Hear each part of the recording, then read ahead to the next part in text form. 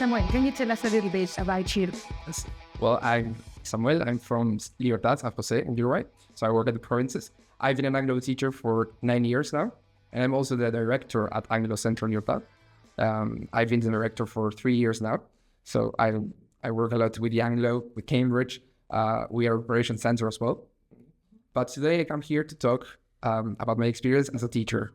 Exactly. And we're going to be focusing on writing, which is a very difficult area for most students, for teachers, for institutions. And Pablo is an expert in this area.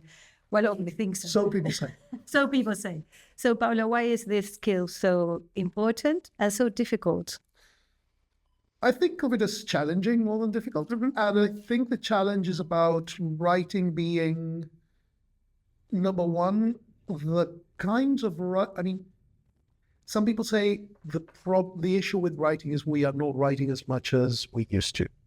And I challenge that because in here, I am probably writing more words a day than people did 40 years ago, sort of in their everyday life, if you think about the kinds of written communication that we engage in. But it is a kind of written communication that is not structured, that is more like dialogue, sort of written down dialogue. Takes a lot of oral features in. So the idea of writing as a structured piece, writing as a discourse, is where the challenge comes in. Not so much about the sentences themselves, but how the whole thing is strung together. Sometimes the challenge, there can be challenges also at the getting the spelling right and getting tenses of this and that. The other thing is, we tend to think in terms of fluency accuracy in speaking, and we talk about that in writing as well. But we forget that fluency and accuracy are two parts of a triad, because the full triad, the way language acquisition presents it, Peter Skier and all of those ideas, was fluency, accuracy, and complexity. And this is where the challenge comes in, where you have a B2 learner or a B1 plus learner saying, yeah, they are writing there. I can see that the ideas are there and getting the ideas across, but I cannot see any of the development that they have made in the past 2 years. They sort of somehow their production, speaking and writing, has got stuck. The complexity is not there. So I think it's a challenge. I think the challenges of writing sort of as you progress in the levels, which is where people start complaining about that usually, come with the organization of a text and then how to organize ideas and make them sort of coherent and effective and clear. And especially as the ideas get more complex, it's more about presenting the advantages and disadvantages of something, comparing different things, developing a longer argument. And then the integration of all the language that is available to you in the writing and not just playing safe. And as you go up along the levels from B1, B2, which is and C1, C2, the ones that you're working, the tasks we ask students to do differ. They start changing. Exactly. Because as you develop in the levels, some people think, it's a matter of using more words, using fancier words, using less usual or using these weird expressions. Like if I use lots of inversions, I'm being more advanced. And that is actually not it. The thing that makes learners more advanced in any of the skills is they are able to do more complex things with it. So when I am an elementary learner, I can write very, very simple, factual things about myself. I can introduce myself. I can say, this is my name, this is where I live, To be really advanced, it's not that I can introduce myself. Instead of saying I live in Buenos Aires, I habitate in Buenos Aires. It's not about that. I dwell in Buenos Aires. Habitate, I think I just made that up. But the thing is that I can actually take 5 different ideas, compare and contrast them in a very clear way, synthesize them and tell you in a convincing way why I think idea number 3 is the right approach. Being able to do that in writing makes me an advanced writer. It's not about the words I choose. To do that, I am going to need a lot more than basic words and simple syntax. Mm-hmm. it has also to do with cognitive development. It has to do with the cognitive development. It has to do with my habits as a reader. It has to do with my experiences with text. All kinds of things are involved.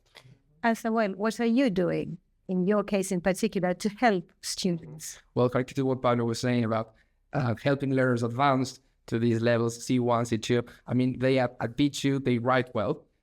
Learners who have passed the exam have demonstrated that they have the ability to write a text, they write reviews, essays, articles. But to help these learners move a step forward and to continue advancing in their learning, with C1 and C2, it's essential that they add this complexity element to their writing. And we have this tool which is called Write and Improve, which is a tool developed by Cambridge, which enables learners to practice writing at home more frequently. Okay? And it gives immediate feedback, which is what I think makes this platform great.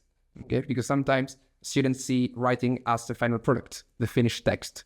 They have to write something, hand it in, we read it, we give it feedback, and then that's it. That's the end of the process, okay? And I think that to advance to these more complex compositions, they need revision, they need to see writing as a process, they need to engage in feedback, rewriting things, resubmissions as well. So I think this platform is great because of that. They can log in, choose a task from all the tasks that are available there for all the different levels. They write something, they submit it, and in 1 minute, they receive feedback, okay? Which is different types of feedback. They get feedback on spelling, feedback on grammar, feedback on cohesion sometimes, and on content, which is very important. And it's not feedback of the kind of, okay, I have rephrased it, this is what it should be like. It's more like, check this out. Check this, and let's see what you can do with it. Exactly. I think something could be better here. What do you think that could be? Is that different from using ChatGPT, for instance? It's the absolute opposite. It's the difference between, like, if I am developing as a cook, I am learning to cook. It is using AI to do the writing for me or to fix the writing for me is like saying, I am struggling to cook dinner. I am going to order food and present it as the food. This is the food that I cooked. This is more like an AI because it is AI. It is AI. But this is the AI that tells you, okay, looking at what you're doing, why don't you? I think that there might be something about this being undercooked. Why don't you think about how much time you've left it in the oven? It gives you the tools to improve yourself. And then going back to what you were saying, I think the other thing that Write and Improve helps with is that the challenge with process writing is the drafting, the redrafting. We know that it is the most effective way we know that this is the way writing actually works. In real life, we do plan, write, edit, rewrite, re-edit, show it to other people. This is what we do with writing, period. But to do it in the class takes a lot of time. We have lessons on Monday and Wednesday, so I do my writing, I give it to you. Let's say that you are a very dedicated teacher, so you give me the feedback on Wednesday. I give you a second draft on next Monday because I'm a very dedicated learner. You give me feedback, and by the time we have done 2 or 3 drafts, it's been a month, and I have only written 1 text. And that is the other issue with writing. Sometimes the challenge is we are simply not doing enough, because in practical terms, it is time-consuming for teachers to grade. It's not something you would do in the classroom, but you don't want homework to be writing, and then the drafting and the redrafting takes up time, and you get to the end of an exam preparation course or any other course, and if you think about it, you've only done 5, maybe 6 pieces of writing over the course, maybe a bit more, but a couple of months, and that's not nearly enough. Why do my learners not progress in writing? Because they haven't been writing that much. And in your case, tell us a little bit more about this group of students that you're working with, because I think it is really organized. And this year we're working with 20 different students from different levels, from B1 to C2. This all started because I have a group of students sitting for C2 digital. They are used to writing in paper. and because they have always done that. So it's like, okay, I need to get them to write on a computer. What can I do? But, okay, let's use write and improve. Okay. And the experience was so good that I said, okay, I can use it with all of the other levels, because if they are writing so much and they are so engaged in writing and they are so motivated to, oh, teacher, look, I got a C1, but then I did this and that, and now I got a C2, because the platform says that. It gives them a score. It says. And by the time they show you a piece of text, maybe they've gone through 3-4 loops of editing. Exactly. That is, or 7. wow. I mean, just think about that. You've had a learner that has gotten feedback on what they wrote, and by themselves, they've said, okay, this is what I can do to improve it. Oh, it has worked or it hasn't worked. That is very active learning, independent, self-driven, motivated, learner-centered. It's everything we want.